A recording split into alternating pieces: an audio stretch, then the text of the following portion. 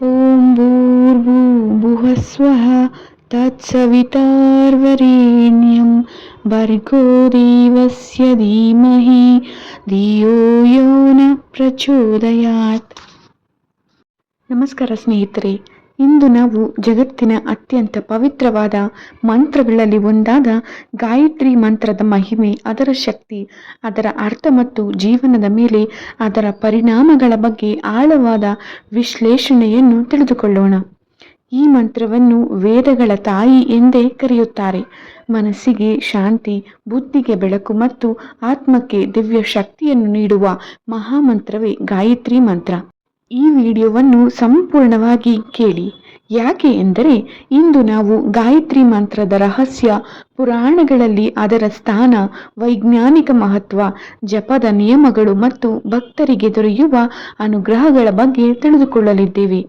ಈ ಮಂತ್ರದಲ್ಲಿ ನಾವು ಪರಮಾತ್ಮನ ದಿವ್ಯ ತೇಜಸ್ಸನ್ನು ಧ್ಯಾನಿಸುತ್ತೇವೆ. ಅವನು ನಮ್ಮ ಬುದ್ಧಿಯನ್ನು ಸನ್ಮಾರ್ಗದಲ್ಲಿ ನಡೆಸಲಿ ಎಂದು ಪ್ರಾರ್ಥಿಸುತ್ತೇವೆ. ಭೂ ಎಂದರೆ ಭೂಲೋಕ, ಭುವ ಎಂದರೆ ಮಧ್ಯಲೋಕ, ಸ್ವ ಎಂದರೆ ಸ್ವರ್ಗಲೋಕ. ಈ ಮೂರು ಲೋಕಗಳಲ್ಲಿಯೂ ವ್ಯಾಪಿಸಿರುವ ಪರಮ ದಿವ್ಯ ಶಕ್ತಿಯನ್ನು ಗಾಯತ್ರಿ ಮಂತ್ರವು ಸ್ಮರಿಸುತ್ತದೆ. ಸವಿತುರ ಎಂದರೆ ಸೂರ್ಯನಂತ ದಿವ್ಯ ಪ್ರಕಾಶ ಸ್ವರೂಪಿ ಪರಮಾತ್ಮ. ಧಿಯೋ ಯೋ ನ ಪ್ರಚೋದಯಾತ್ ಎಂದರೆ ನಮ್ಮ ಬುದ್ಧಿಗೆ ಜ್ಞಾನ ಪ್ರೇರಣೆ ನೀಡಲಿ ಎಂಬ ಅರ್ಥ. ಗಾಯತ್ರಿ ಮಂತ್ರವು ಋಗ್ವೇದದಲ್ಲಿ ಉಲ್ಲೇಖಿತವಾಗಿದೆ. ಈ ಮಂತ್ರವನ್ನು ಮಹರ್ಷಿ ವಿಶ್ವಾಮಿತ್ರರು ಲೋಕಕ್ಕೆ ನೀಡಿದರು ಎಂದು ಪುರಾಣಗಳಲ್ಲೂ ಹೇಳಲಾಗಿದೆ. ವಿಶ್ವಾಮಿತ್ರರು ಅನೇಕ ವರ್ಷಗಳ ತಪಸ್ಸಿನ ನಂತರ ಈ ಮಹಾಮಂತ್ರದ ದಿವ್ಯ ಶಕ್ತಿಯನ್ನು ಅನುಭವಿಸಿದರು. ಆದ್ದರಿಂದಲೇ ಗಾಯತ್ರಿ ಮಂತ್ರವು ಮಾನವನ ಆತ್ಮ ಜಾಗೃತಿಗೆ ದಾರಿ ತೋರಿಸುವ ಮಹಾಮಂತ್ರವಾಯಿತು. ಗಾಯತ್ರಿ ದೇವಿಯನ್ನು ವೇದಮಾತೆ ಎಂದು ಕರೆಯುತ್ತಾರೆ. ಅವಳು ಜ್ಞಾನ, ಶುದ್ಧತೆ ಮತ್ತು ದಿವ್ಯ ಪ್ರಕಾಶದ ಪ್ರತೀಕ. ಗಾಯತ್ರಿ ದೇವಿಯನ್ನು ಪಂಚಮುಖಿಯಾಗಿ ಚಿತ್ರಿಸಲಾಗಿದೆ. ಈ 5 ಮುಖಗಳು ಪಂಚಪ್ರಾಣ, ಪಂಚಭೂತ ಮತ್ತು ಪಂಚಜ್ಞಾನೇಂದ್ರಿಯಗಳನ್ನು ಸೂಚಿಸುತ್ತವೆ. ಅವಳ ಕೈಯಲ್ಲಿ ಶಂಖ, ಚಕ್ರ, ಕಮಲ ಮತ್ತು ಜಪಮಾಲೆಯು ಇರುತ್ತವೆ. ಇವು ಭಕ್ತರಿಗೆ ಧರ್ಮ, ಜ್ಞಾನ ಮತ್ತು ರಕ್ಷಣೆಯನ್ನು ನೀಡುವುದನ್ನು ಸೂಚಿಸುತ್ತದೆ. ಪ್ರತಿದಿನ ಗಾಯತ್ರಿ ಮಂತ್ರವನ್ನು ಜಪಿಸುವುದರಿಂದ ಮನಸ್ಸಿಗೆ ಶಾಂತಿ ದೊರೆಯುತ್ತದೆ, ಏಕಾಗ್ರತೆಯು ಹೆಚ್ಚುತ್ತದೆ, ಆತ್ಮವಿಶ್ವಾಸವು ವೃದ್ಧಿಸುತ್ತದೆ, ಭಯ ಕಡಿಮೆಯಾಗುತ್ತದೆ, ಕೆಟ್ಟ ಚಿಂತನೆಗಳು ದೂರವಾಗುತ್ತವೆ, ವಿದ್ಯಾಭ್ಯಾಸಗಳಲ್ಲಿ ಪ್ರಗತಿಯನ್ನ ಕಾಣುತ್ತೇವೆ, ಆಧ್ಯಾತ್ಮಿಕ ಶಕ್ತಿಯು ಬೆಳೆಯುತ್ತದೆ. ಹಳೆಯ ಕಾಲದಲ್ಲಿ ಋಷಿಮುನಿಗಳು ಪ್ರತಿದಿನ ಗಾಯತ್ರಿ ಜಪವನ್ನು ಮಾಡುತ್ತಿದ್ದರು. ಅವರ ತಪಸ್ಸಿನ ಶಕ್ತಿಗೆ ಗಾಯತ್ರಿ ಮಂತ್ರವು ಒಂದು ಪ್ರಮುಖ ಕಾರಣವಾಗಿತ್ತು. ಗಾಯತ್ರಿ ಮಂತ್ರವನ್ನು ವಿಶೇಷವಾಗಿ ವಿದ್ಯಾರ್ಥಿಗಳ ಮಂತ್ರ ಎಂದು ಕರೆಯುತ್ತಾರೆ. ಯಾಕೆಂದರೆ ಇದು ಬುದ್ಧಿಶಕ್ತಿ ಮತ್ತು ನೆನಪಿನ ಶಕ್ತಿಯನ್ನು ಹೆಚ್ಚಿಸುತ್ತದೆ ಎಂದು ನಂಬಲಾಗಿದೆ. ಪ್ರತಿದಿನ ಬೆಳಗ್ಗೆ 11 ಅಥವಾ 21 ಬಾರಿ ಗಾಯತ್ರಿ ಮಂತ್ರವನ್ನು ಜಪಿಸಿದರೆ ಮನಸ್ಸು ಏಕಾಗ್ರತೆ ಚಿತ್ತವಾಗುತ್ತದೆ. ಪಾಠಗಳನ್ನು ಅರ್ಥ ಮಾಡಿಕೊಳ್ಳುವ ಶಕ್ತಿಯು ಹೆಚ್ಚುತ್ತದೆ. ಗಾಯತ್ರಿ ಮಂತ್ರವನ್ನು ಉಚ್ಚಾರಣೆ ಮಾಡುವಾಗ ಉಂಟಾಗುವ ಧ್ವನಿ ತರಂಗಗಳು ಮನಸ್ಸಿನ ಮೇಲೆ ಒಳ್ಳೆಯ ಪರಿಣಾಮವನ್ನು ಬೀರುತ್ತವೆ ಎಂದು ಹಲವಾರು ಅಧ್ಯಯನಗಳು ಸೂಚಿಸುತ್ತವೆ. ಮಂತ್ರ ಜಪ ಮಾಡುವಾಗ ಉಸಿರಾಟ ನಿಯಂತ್ರಿತವಾಗುತ್ತದೆ. ಇದರಿಂದ ಒತ್ತಡ ಕಡಿಮೆಯಾಗಬಹುದು ಮತ್ತು ಮನಸ್ಸಿಗೆ ಶಾಂತಿ ದೊರೆಯಬಹುದು. ಧ್ವನಿಯ ಕಂಪನಗಳು ದೇಹದ ನರಮಂಡಲದ ಮೇಲೆ ಸಹ ಸಕಾರಾತ್ಮಕ ಪರಿಣಾಮ ಬೀರುತ್ತವೆ ಎಂದು ಹೇಳಲಾಗಿದೆ. ಬೆಳಗಿನ ಸೂರ್ಯೋದಯದ ಸಮಯ, ಮಧ್ಯಾಹ್ನ, ಸಂಜೆ ಸೂರ್ಯಾಸ್ತದ ಸಮಯ, ಈ 3 ಕಾಲಗಳಲ್ಲೂ ತ್ರಿಕಾಲ ಸಂಧ್ಯೆ ಎಂದು ಕರೆಯುತ್ತಾರೆ. ಈ ಸಮಯದಲ್ಲಿ ಗಾಯತ್ರಿ ಮಂತ್ರದ ಜಪ ಮಾಡಿದರೆ ಹೆಚ್ಚಿನ ಪುಣ್ಯ ದೊರೆಯುತ್ತದೆ ಎಂದು ನಂಬಿದ್ದೇವೆ. ಶುದ್ಧ ಮನಸ್ಸಿನಿಂದ ಕುಳಿತುಕೊಂಡು ಪೂರ್ವ ಅಥವಾ ಉತ್ತರ ದಿಕ್ಕಿಗೆ ಮುಖ ಮಾಡಿ ದೀಪವನ್ನ ಹಚ್ಚಿ ಸೂರ್ಯನನ್ನು ಧ್ಯಾನಿಸಿ ನಿಧಾನವಾಗಿ ಮತ್ತು ಸ್ಪಷ್ಟವಾಗಿ ಮಂತ್ರವನ್ನು ಜಪಿಸಿ 108 ಬಾರಿ ಜಪಿಸುವುದು ಅತ್ಯುತ್ತಮ ಎಂದು ಹೇಳಲಾಗಿದೆ. ಗಾಯತ್ರಿ ಮಂತ್ರವು ಕೇವಲ ಪದಗಳ ಸಮೂಹವಲ್ಲ, ಇದು ಆತ್ಮವನ್ನು ಶುದ್ಧಗೊಳಿಸುವ ದಿವ್ಯ ಶಕ್ತಿ. ಭಕ್ತಿಯಿಂದ ಜಪಿಸಿದಾಗ ಮನಸ್ಸಿನ ನಕಾರಾತ್ಮಕತೆ ಕಡಿಮೆಯಾಗುತ್ತದೆ, ಮಾನವನೊಳಗಿನ ದಿವ್ಯ ಜ್ಞಾನವು ಜಾಗೃತವಾಗುತ್ತದೆ. ಅನೇಕ ಮಹನೀಯರು ಗಾಯತ್ರಿ ಮಂತ್ರವನ್ನು ಜೀವನದ ಮಾರ್ಗದರ್ಶಕವಾಗಿ ಸ್ವೀಕರಿಸಿದ್ದವರು. ಪುರಾಣಗಳಲ್ಲಿ ದೇವತೆಗಳಿಗೂ ಗಾಯತ್ರಿ ಮಂತ್ರದ ಶಕ್ತಿ ಮಹತ್ತರವಾಗಿದೆ ಎಂದು ಹೇಳಲಾಗಿದೆ. ಒಮ್ಮೆ ದೇವತೆಗಳು ಅಸುರರ ವಿರುದ್ಧ ಯುದ್ಧದಲ್ಲಿ ಸೋಲುತ್ತಿದ್ದರು. ಆ ಸಮಯದಲ್ಲಿ ಗಾಯತ್ರಿ ದೇವಿಯ ಆರಾಧನೆಯಿಂದ ಅವರಿಗೆ ದಿವ್ಯ ಶಕ್ತಿ ದೊರೆಯಿತು ಎಂದು ಕಥೆಗಳು ಸಹ ವಿವರಿಸುತ್ತವೆ. ಇದರಿಂದ ಗಾಯತ್ರಿ ಮಂತ್ರವು ರಕ್ಷಣೆಯ ಮತ್ತು ಧೈರ್ಯದ ಸಂಕೇತವಾಗಿದೆ. ಕ್ಷುದ್ರನಾದ ಮಾನವನನ್ನು ಬ್ರಾಹ್ಮಣನನ್ನಾಗಿ ಮಾಡುವ ಪರಮ ಪವಿತ್ರ ಮಂತ್ರ. ತಂದೆಯು ಮಗನಿಗೆ ಕೊಡುವ ಅತ್ಯಮೂಲ್ಯ ಬಹುಮಾನ ಆಸ್ತಿಯೇ ಗಾಯತ್ರಿ ಮಂತ್ರ. ಗಾಯತ್ರಿ ಮಂತ್ರಕ್ಕೆ ಮಿಗಿಲಾದ ಬೇರೊಂದು ಮಂತ್ರವೇ ಇಲ್ಲ. ನಿತ್ಯ ಗಾಯತ್ರಿ ಮಂತ್ರದ ಜಪದಿಂದ ಸಮಸ್ತ ವೇದ ಪಾರಾಯಣದ ಫಲಪ್ರಾಪ್ತಿ ಸಂದೇಹವೇ ಬೇಡ ಸ್ನೇಹಿತರೆ. ನಿತ್ಯ ಗಾಯತ್ರಿ ಮಂತ್ರದ ಜಪದಿಂದ ಸಮಸ್ತ ಎಂತಹ ಕ್ರೂರ ಘೋರ ಮಹಾಮೃತ್ಯು ರೋಗಗಳನ್ನಾದರೂ ಖಂಡಿತ ಶಮನಗೊಳಿಸಬಹುದು. ಇದರಲ್ಲಿ ಸಂದೇಹವೇ ಬೇಡ. ಗಾಯತ್ರಿ ಜಪಕ್ಕಿಂತ ಬೇರೊಂದು ಜಪವಿಲ್ಲ. ಗಾಯತ್ರಿ ಮಂತ್ರಕ್ಕಿಂತ ಗಾಯತ್ರಿ ತಾಯಿಗಿಂತ ಬೇರೊಂದು ದೇವತೆಯೇ ಇಲ್ಲ. ಸಹಸ್ರ ಗಾಯತ್ರಿ ಮಂತ್ರ ಜಪದಿಂದ ಸಂಪೂರ್ಣ 24,000 ರಾಮಾಯಣ ಪಾರಾಯಣದ ಫಲಪ್ರಾಪ್ತಿಯು ದೊರೆಯುತ್ತದೆ. ದೃಷ್ಟಿ, ಭಯ, ಅನಾರೋಗ್ಯ, ಚಿಂತೆ, ಶತ್ರುಕಾಟ, ಭೂತ ಪ್ರೇತ ಕಾಟ, ಶ್ರಾದ್ದ ಭೋಜನ ದೋಷ ಇಂತಹ ಲಕ್ಷ ಕೋಟಿ ದೋಷಗಳನ್ನು ಕ್ಷಣ ಮಾತ್ರದಲ್ಲಿ ಭಸ್ಮಗೊಳಿಸಿ ನಮ್ಮನ್ನು ಪಾವನಗೊಳಿಸುವ ಈ ಮಂತ್ರಕ್ಕೆ ಸರಿಸಾಟಿ ಬೇರೆ ಯಾವ ಜಪಮಂತ್ರವೂ ಇಲ್ಲ.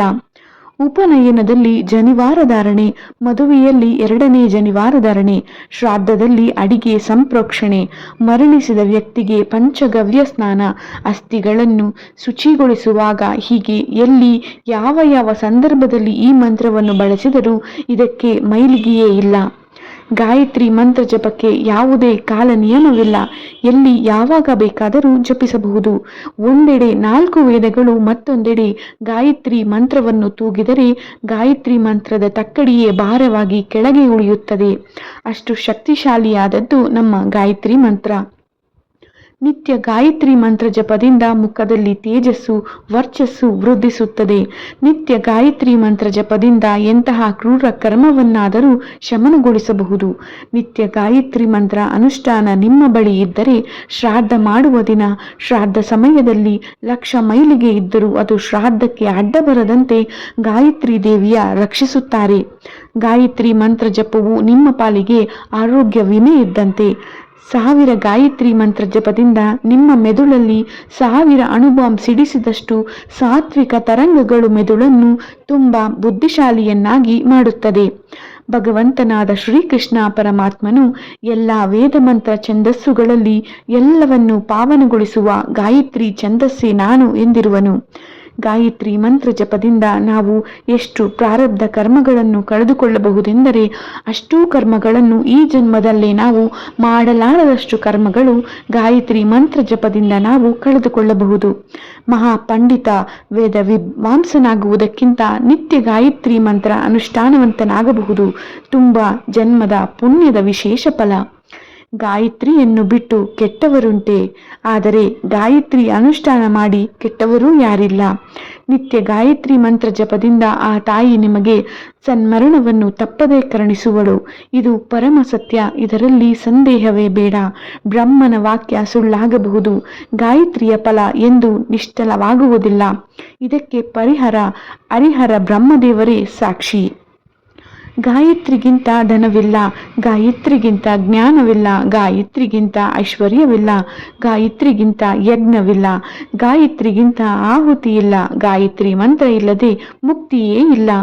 10 ಗಾಯತ್ರಿ ಮಂತ್ರದಿಂದ ಮಹಾಪಾಪನಾಶ, ಶತಗಾಯತ್ರಿ ಮಂತ್ರದಿಂದ ಜನ್ಮದ ಪಾಪಗಳೆಲ್ಲ ನಾಶ, ಸಹಸ್ರ ಗಾಯತ್ರಿ ಮಂತ್ರದಿಂದ 100 ಜನ್ಮಗಳ ಪಾಪವೆಲ್ಲ ನಾಶ, 1,00,000 ಗಾಯತ್ರಿ ಮಂತ್ರದಿಂದ ಯುಗ ಯುಗ ಪಾಪನಾಶ. 1,000,000 ಗಾಯತ್ರಿ ಮಂತ್ರ ಜಪ ಮಾಡಿದ್ದೇ ಆದರೆ ಅವರಿಗೆ ಸತ್ತಾಗ ಕರ್ಮವೂ ಬೇಕಿಲ್ಲ, ಅವನಿಗೆ ಅಪಾರ ಸಂಸ್ಕಾರವಿಲ್ಲ, ಪುನರ್ಜನ್ಮವೆಂಬುದು ಇಲ್ಲವೇ ಇಲ್ಲ. ಇದು ಪರಮ ಸತ್ಯ.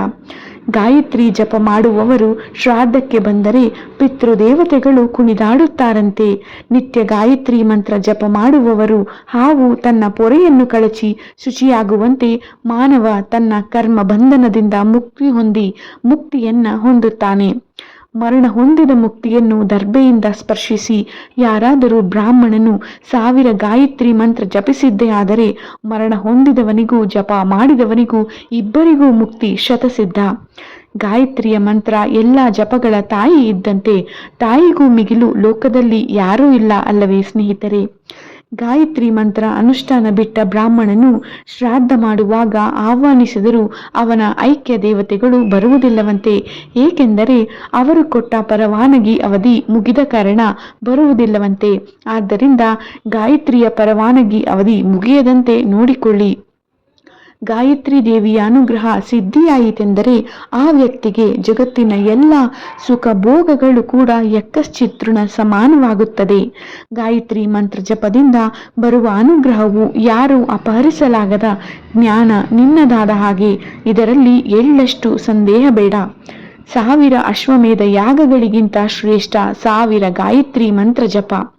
ಗಾಯತ್ರಿಯನ್ನು ವಿಪ್ರನು ತ್ಯಜಿಸಿದರೆ ಅವನ ಸರ್ವಸ್ವವೆಲ್ಲವೂ ನಾಶವಾದಂತೆಯೇ ಸರಿ. ಮುಕ್ತಿ ಶಾಂತಿ ಅವನ ಪಾಲಿಗೆ ಕನಸಿನ ಮಾತೇ ಸರಿ. ನಿತ್ಯ ಗಾಯತ್ರಿ ಮಂತ್ರ ಅನುಷ್ಠಾನವಂತನಿಗೆ ಪ್ರೇತಗಳಿಗೆ ಮುಕ್ತಿ ಕೊಡುವುದು ನೀರು ಕುಡಿದಷ್ಟೇ ಸುಲಭ. ನಿತ್ಯ ಗಾಯತ್ರಿ ಮಂತ್ರ ಅನುಷ್ಠಾನವಂತಹ ಅಂತ್ಯಕಾಲಕ್ಕೆ ಯಮದೂತರು ಕೂಡ ಆತನನ್ನು ಪಾಶ ಹಾಕಲು 1 ನಿಮಿಷ ಯೋಚಿಸಿ ಮುಟ್ಟಲು ಭಯಪಡುತ್ತಾರೆ. ಆಗ ಧರ್ಮದೇವರ ಯಮಧರ್ಮನೇ ಬಂದು ಈ ಲೋಕದ ಬಂಧವನ್ನ ಬಿಡಿಸಿ ಮುಕ್ತಿಗೆ ಕರೆದುಕೊಂಡು ದಾರಿ ತೋರಿಸುತ್ತಾನಂತೆ. ಗಾಯತ್ರಿ ಮಂತ್ರ ಅನುಷ್ಠಾನವು ನಿಮಗೆ ಎಲ್ಲ ಕಷ್ಟಗಳಿಗೂ ಬ್ರಹ್ಮಾಸ್ತ್ರವಿದ್ದಂತೆ. ಗಾಯತ್ರಿ ಮಂತ್ರ ಅನುಷ್ಠಾನ ಮತ್ತು ರಾಮಬಾಣ ಇವೆರಡು ಎಂದು ಯುಗಯುಗಗಳಲ್ಲೂ ನಿಷ್ಫಲವಾಗುವುದು ಚರಿತ್ರೆಯಲ್ಲೇ ಇಲ್ಲ. ಏಕೆಂದರೆ ಗಾಯತ್ರಿ ಮಂತ್ರದ ಅನುಷ್ಠಾನಕ್ಕೆ ಹೆಸರಾದ ಶ್ರೇಷ್ಠ ಋಷಿಗಳಾದ ವಿಶ್ವಾಮಿತ್ರ ಮಹರ್ಷಿಗಳೇ ರಾಮನಿಗೂ ಧನುರ್ವಿದ್ಯೆ ಬಿಲ್ಲು ವಿದ್ಯೆ ಸಮಸ್ತ ವಿದ್ಯೆಗಳನ್ನು ಕಲಿಸಿದ ಮಹಾಗುರುಗಳು ಎಂಬುದು ನಮಗೆಲ್ಲ ತಿಳಿದಿದೆ. ಆದ್ದರಿಂದ ಗಾಯತ್ರಿ ಮಂತ್ರದ ಶಕ್ತಿ ರಾಮಬಾಣ ಇವೆರಡು ಗುರಿ ತಪ್ಪುವುದೇ ಇಲ್ಲ. ಯಾರೋ ಒಬ್ಬ ಬ್ರಾಹ್ಮಣನು ಐಶ್ವರ್ಯಕ್ಕಾಗಿ ಗಾಯತ್ರಿ ಮಂತ್ರವನ್ನು ಎದೆಬಿಡದೆ ಜಪಿಸುತ್ತಿದ್ದನಂತೆ. ಕೊನೆಗೂ ಗಾಯತ್ರಿ ತಾಯಿ ಪ್ರತ್ಯಕ್ಷಳಾಗಿ ಏನು ಬೇಕೆಂದು ಕೇಳಲು ಅವನಿಗೆ ಮಾತೆ ಹೊರಡದೆ ಮುಕ್ತಿಯನ್ನು ಬೇಡಿದನಂತೆ. ಈ ಮಂತ್ರದ ಜಪದಲ್ಲಿ ಭಕ್ತಿ ಎಂಬುದು ಸೇರಿದೆ. ಆದರೆ ನೀನು ಬಯಸುವ ಫಲಕ್ಕೆ 1000 ಪಟ್ಟು ಈ ತಾಯಿ ನೀಡುತ್ತಾಳೆ. ಆದ್ದರಿಂದ ಬಯಸುವ ಜಪಕ್ಕಿಂತ ಕೃಷ್ಣನ ವಾಕ್ಯದಂತೆ ನಿಷ್ಕಾರ್ಮ ಕರ್ಮ ಜಪಕ್ಕೆ ಶಕ್ತಿಯು ಜಾಸ್ತಿಯಂತೆ. ಗಾಯತ್ರಿ ಮಂತ್ರ ಜಪ ಮಾಡುವವರು ಸಣ್ಣ ಸಣ್ಣ ಕಾರಣಕ್ಕೆ ಕ್ರೋಧಗೊಂಡು ಯಾರಿಗೂ ಶಪಿಸಬಾರದು. ಕಾರಣ ನೀವು ಸಣ್ಣ ಕಾರಣಗಳಿಗೆಲ್ಲ ಶಪಿಸುತ್ತಿದ್ದರೆ ನಿಮ್ಮ ಶಾಪವು ಕೊಟ್ಟವರಿಗೆ ಖಂಡಿತ ತಟ್ಟುತ್ತದೆ. ಹಾಗೆ ನೀವು ಮಾಡುವ ಗಾಯತ್ರಿ ಮಂತ್ರ ಜಪವು ನಿಮಗರಿವಿಲ್ಲದಂತೆಯೇ ಶಾಪದ ರೂಪದಲ್ಲಿ ಗಾಯತ್ರಿಯು ಹೋಗುತ್ತಾ ಹೋಗುತ್ತಾ ನಿಮ್ಮ ಖಾತೆಯಲ್ಲಿ ಗಾಯತ್ರಿಯೇ ಇಲ್ಲವಾಗುತ್ತದೆ. ಯಾರಿಗೂ ಎಂದಿಗೂ ಶಪಿಸದಿರಿ. ಇದರಿಂದ ನಿಮ್ಮ ಗಾಯತ್ರಿ ನಿಮ್ಮ ಬಳಿ ಸುಭದ್ರಳಾಗಿ ನೆಲೆಸಿರುತ್ತಾಳೆ. ಮೋಕ್ಷವನ್ನೊಂದಬೇಕೆಂಬುದು ಇಚ್ಛಿಸುವವರು ಒಂದು ಕ್ಷಣವೂ ವ್ಯರ್ಥ ಮಾಡದೆ ನಿರಂತರ ಗಾಯತ್ರಿ ಮಂತ್ರ ಜಪ ಮಾಡುತ್ತಿರಬೇಕು. ಮೋಕ್ಷ ಮಾರ್ಗಕ್ಕೆ ಇದಕ್ಕಿಂತ ಸುಲಭ ಉಪಾಯ ಬೇರೆ ಇಲ್ಲ. ಗಾಯತ್ರಿ ಯಜ್ಞವನ್ನು ಅತ್ಯಂತ ಪವಿತ್ರ ಯಜ್ಞಗಳಲ್ಲಿ ಒಂದಾಗಿ ಪರಿಗಣಿಸಲಾಗಿದೆ. ಈ ಯಜ್ಞದಿಂದ ಪರಿಸರ ಶುದ್ಧವಾಗುತ್ತದೆ ಮತ್ತು ಭಕ್ತರಿಗೆ ಆಧ್ಯಾತ್ಮಿಕ ಶಕ್ತಿ ದೊರೆಯುತ್ತದೆ ಎಂದು ನಂಬುತ್ತೇವೆ. ಗಾಯತ್ರಿ ಮಂತ್ರವು ಸೂರ್ಯದೇವರೊಂದಿಗೆ ಆಳವಾದ ಸಂಬಂಧವನ್ನ ಹೊಂದಿದೆ. ಸೂರ್ಯನು ಜಗತ್ತಿಗೆ ಬೆಳಕು ನೀಡುವಂತೆ ಗಾಯತ್ರಿ ಮಂತ್ರವು ಜೀವನಕ್ಕೆ ಜ್ಞಾನ ಪ್ರಕಾಶವನ್ನ ನೀಡುತ್ತದೆ. ಬೆಳಗಿನ ಸೂರ್ಯೋದಯ ಸಮಯದಲ್ಲಿ ಗಾಯತ್ರಿ ಮಂತ್ರ ಜಪ ಮಾಡಿದರೆ ಹೆಚ್ಚಿನ ಶಕ್ತಿಯ ಅನುಭವವಾಗುತ್ತದೆ ಎಂದು ಹಲವರು ಹೇಳುತ್ತಾರೆ. ಅನೇಕ ಋಷಿಗಳು ಮತ್ತು ಸಂತರ ಪ್ರಕಾರ ಗಾಯತ್ರಿ ಮಂತ್ರವು ಮಾನವನ ಅತ್ಯುನ್ನತಿಗೆ ದಾರಿ ತೋರಿಸುವ ಮಹಾಮಂತ್ರ. ಸ್ವಾಮಿ ವಿವೇಕಾನಂದರು ಸಹ ವೇದ ಮಂತ್ರಗಳ ಮಹತ್ವವನ್ನು ಒತ್ತಿ ಹೇಳಿದ್ದರು. ಭಾರತೀಯ ಸಂಸ್ಕೃತಿಯಲ್ಲಿ ಗಾಯತ್ರಿ ಮಂತ್ರವು ವಿಶೇಷ ಸ್ಥಾನವನ್ನು ಪಡೆದುಕೊಂಡಿದೆ. ಇಂದಿನ ವೇಗದ ಜೀವನದಲ್ಲಿ ಮಾನಸಿಕ ಒತ್ತಡವು ಹೆಚ್ಚಾಗಿದೆ. ಅಂತಹ ಸಮಯದಲ್ಲಿ ಗಾಯತ್ರಿ ಮಂತ್ರ ಜಪವು ಮನಸ್ಸಿಗೆ ನೆಮ್ಮದಿ ನೀಡುವ ದಿವ್ಯ ಮಾರ್ಗ.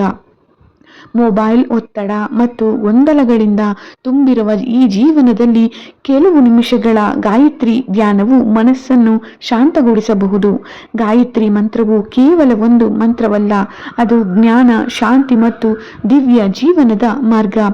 ಯಾರು ಭಕ್ತಿಯಿಂದ ಗಾಯತ್ರಿ ಮಂತ್ರವನ್ನು ಜಪಿಸುತ್ತಾರೋ ಅವರ ಜೀವನದಲ್ಲಿ ಆತ್ಮವಿಶ್ವಾಸ, ಧೈರ್ಯ ಮತ್ತು ಸಕಾರಾತ್ಮಕತೆ ಬೆಳೆಯುತ್ತದೆ ಎಂದು ನಂಬಲಾಗಿದೆ. ನಾವು ಸಹ ಪ್ರತಿದಿನ ಕೆಲವು ಕ್ಷಣಗಳನ್ನು ಗಾಯತ್ರಿ ಮಂತ್ರ ಜಪಕ್ಕೆ ಮೀಸಲಿಟ್ಟು ನಮ್ಮ ಜೀವನವನ್ನು ಪವಿತ್ರವಾಗಿಸೋಣ. ಈ ಪವಿತ್ರ ಗಾಯತ್ರಿ ಮಂತ್ರದ ಮಹಿಮೆ ಬಗ್ಗೆ ನಿಮಗೆ ತಿಳಿದು ಸಂತೋಷವಾಗಿದ್ದರೆ ವಿಡಿಯೋವನ್ನು ಲೈಕ್ ಮಾಡಿ, ಶೇರ್ ಮಾಡಿ ಮತ್ತು ನಮ್ಮ ಚಾನಲನ್ನು ಸಬ್ಸ್ಕ್ರೈಬ್ ಮಾಡಿ. ನಿಮ್ಮ ಜೀವನದಲ್ಲಿ ಗಾಯತ್ರಿ ದೇವಿಯ ಕೃಪೆ ಸದಾ ಇರಲಿ. ಜ್ಞಾನ, ಶಾಂತಿ ಮತ್ತು ಸುಖವು ನಿಮ್ಮ ಮನೆ ತುಂಬಿರಲಿ. ಓಂ ಭೂರ್ಭುವಃ ಸ್ವಃ ತತ್ಸವಿತುರ್ವರೆಣ್ಯಂ ಭರ್ಗೋ ದೇವಸ್ಯ ಧೀಮಹಿ ಧಿಯೋ ಯೋ ನ ಪ್ರಚೋದಯಾತ್. ಧನ್ಯವಾದಗಳು.